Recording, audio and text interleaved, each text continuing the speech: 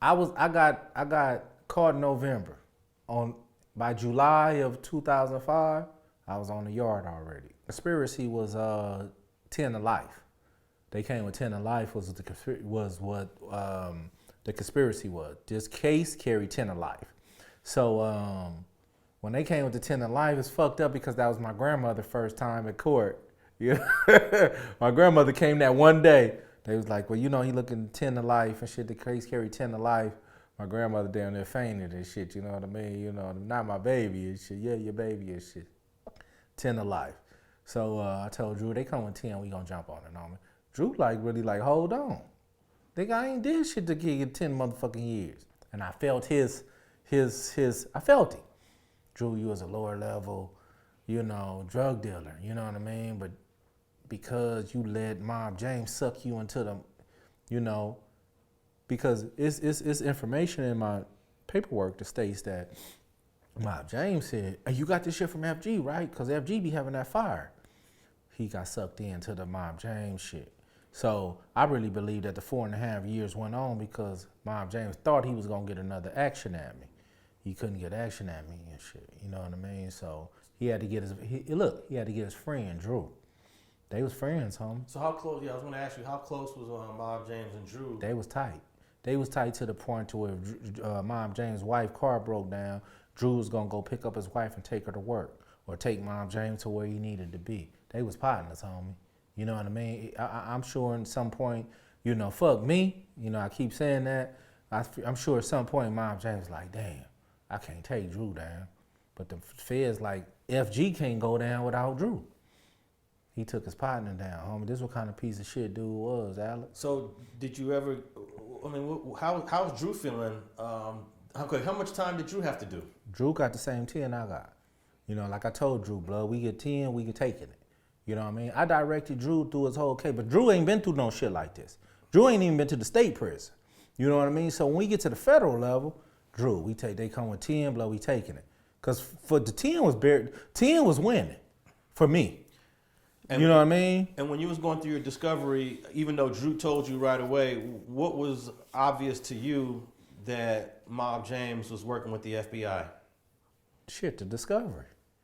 We got the discovery and started really reading our shit. Drew remembered a little bit more than I remember because I was dealing with so many motherfuckers that, you know, when you come to talk about your life in the penitentiary, you gonna remember fast. You know what I mean? So when Drew really put me up to speed. Nigga, this Mob James, nigga.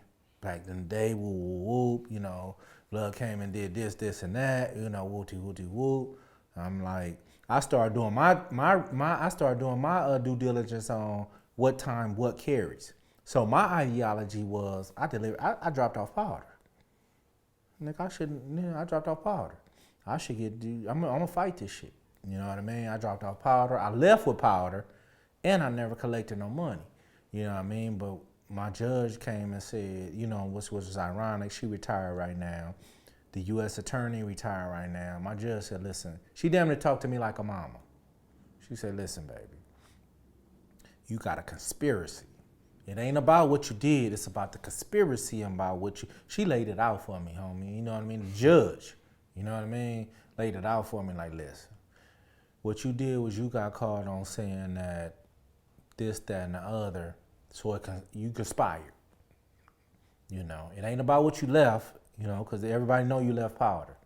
That don't matter. You conspired when you said, ask the little homie to whip it up, that was a crack conspiracy. You know what I mean? That locked you into the 10-year mandatory minimum. You know, when I got sentenced, homie, she asked the court, she said, listen, she asked the U.S. attorney and she asked a lawyer. She said, listen, if it's any time I can give him under 120 months, y'all let me know, I'll give it to him right now. You got a 10-year mandatory minimum. It was 50 grams of crack, gonna get you 10 years mandatory minimum. And even though I left powder, I conspired on the crack, and they gave me 10 years. I mean, and only thing about it though, Alex, is this: had I had a prior, they would have gave me an A51 enhancement and gave me the 20 years. They would double me up. That's what the homies is getting 20 years. They do what they doing is you get called a dope case. You had a dope case prior, so we gonna double you. We gonna give you an A51 enhancement, and that make your 10 into 20. I hadn't had a prior before. I never had a dope case in my life. This is my first dope case, and I'm gonna be honest with you, I sold dope my whole career. So this is going back to this 10-year run. You had a hell of a 10-year run. Yeah. When you got arrested, you mentioned seeing Lip Dog and some other dudes that you knew. Was their case somewhat related to your case? Lip Dog said, no, I'm gonna be honest with you, you know what I mean? Because I don't do no faking. You know what I mean? Ain't no faking with me, Alex. You know what I mean? Motherfuckers that know me know I'm 100%. You know, they know I don't, like I said, I ain't an interview type of dude. You know what I mean? I handle mine in the streets, but on everything. When we got cracked that day, it was me, Dollar Bill, Irby, Drew, Lip. Dollar Bill go in the room. He come right out. 30 seconds. You know, Drew go in the room. He come out 30 seconds. Irby go in the room. He come out 30 seconds. Lip go in the room. He in here for 2 minutes. Now, I already know what they asking in the room is they asking, do you want to see the evidence that's presented upon you? Do you want to know what you're charged with? For me, I said no because this ain't a courtroom. This a backyard. This a back room. I don't do back rooms. I learned that way back when I was motherfucker 18 years old. I don't do back rooms. So Lip say, I want to know what was charged against me. On everything. Probably Lip was back there probably about 2 minutes. Lip the one came on and said, "Look, Paru Mob James." I looked at Drew and looked at everybody else because I don't fuck with Mob James. You know what I mean? I'm thinking, shit, that's his case. But really, that's how we know. So how much time did he have to do on his case? Lip got more time than all of us, to be honest with you.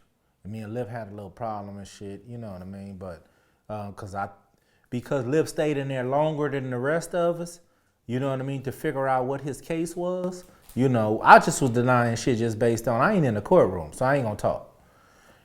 The only thing that Feds was asked, do you want to see the evidence that's held against you? I denied it, and everybody else denied it. You know what I mean? So it ain't like I'm saying nothing faulty against the homie Lip. It's just more like Lip wanted to see his evidence, you know what I mean? And Lip the one that came on and said, blood is Mob James. Thanks for watching StreetTV.net. If you're not subscribed, please hit that button below and click the bell to receive alerts and notifications. Feel free to comment below so you can give us your feedback, and be sure to watch the 2 related episodes to the right. If you want to support this platform or follow us on social media, visit the links in the description. Thanks for watching StreetTV.net.